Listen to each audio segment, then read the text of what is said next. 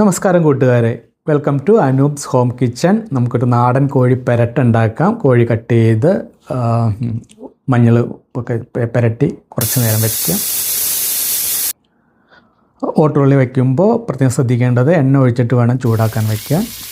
നമ്മുടെ ഉള്ളി, സവാള, പച്ചമുളക് എല്ലാം വിട്ട് വഴറ്റിക്കൊണ്ടിരിക്കുക. ചുവന്നുള്ളി കുറച്ചധികം ചേർത്തിട്ടുണ്ട് കേട്ടോ.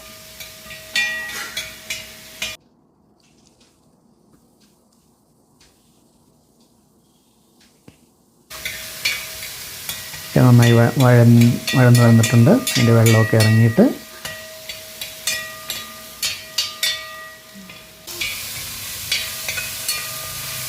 വെള്ളം ചെറുതായിട്ടൊക്കെ വറ്റിയിട്ടുണ്ട്. അതിനുശേഷം ഒരു സൈഡിലേക്ക് മാറ്റിയിട്ട് ചൂട് കുറച്ച് സൈഡിൽ എണ്ണ ഒഴിച്ചിട്ട് നമുക്ക് ഈ പൊടികളൊക്കെ ഒന്ന് മൂപ്പിച്ചെടുക്കാം.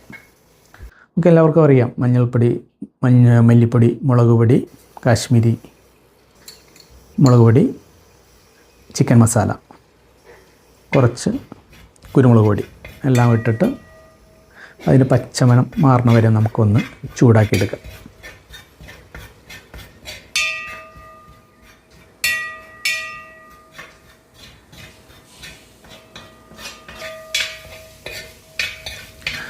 എല്ലാം കൂടി ഒന്ന് ചൂടായി വരുമ്പോൾ എല്ലാം കൂടി ഒന്ന് യോജിപ്പിക്കാം.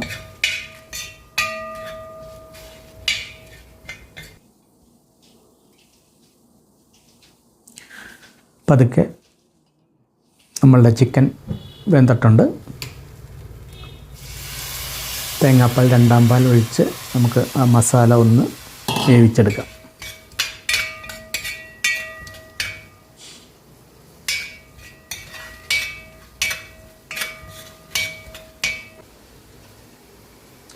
വെന്ത് വരുമ്പോൾ നമ്മൾ ആ ചിക്കൻ സോക്ക് ചെയ്ത ആ വെള്ളം ഒഴിച്ച് ഒന്നും കൂടി ആ മസാല ഒന്നും കൂടി ഒന്ന് വേവിച്ചെടുക്കാം.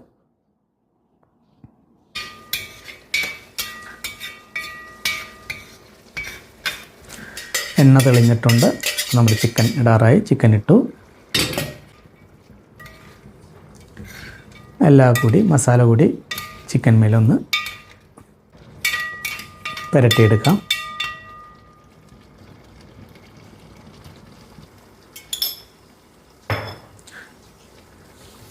കുറച്ച് കുരുമുളക് പൊടി, നമ്മുടെ ആവശ്യത്തിന് എരിവ് നോക്കി ചേർക്കാം.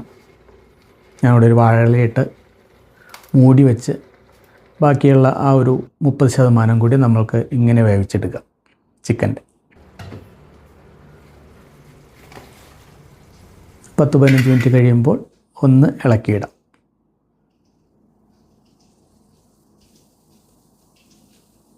ഇളക്കുമ്പോൾ അടി ചേർത്ത് ഇളക്കുക. തലപ്പാൽ ആവശ്യത്തിന് ഒഴിക്കാം. തേങ്ങാപ്പാലിൻ്റെ 1-ാം പാലാണ്. കൂടിപ്പോയി കഴിഞ്ഞാൽ അതിൻ്റെ കറിയുടെ കളറ് മാറിപ്പോവും. അതുകൊണ്ട് ആവശ്യത്തിന് മാത്രം ഒഴിക്കുക. എന്നിട്ട് ഇളക്കി യോജിപ്പിക്കുക.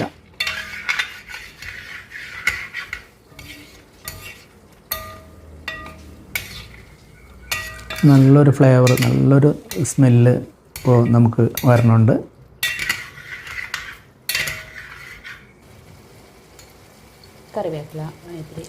കുറച്ചുകൂടി കുരുമുളക് പൊടി മേലെ വിതറുക.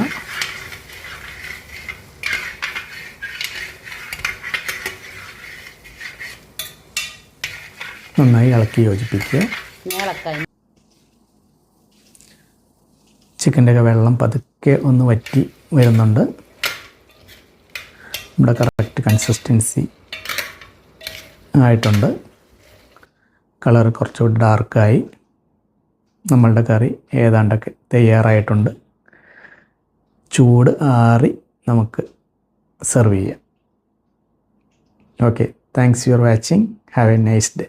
Thank you.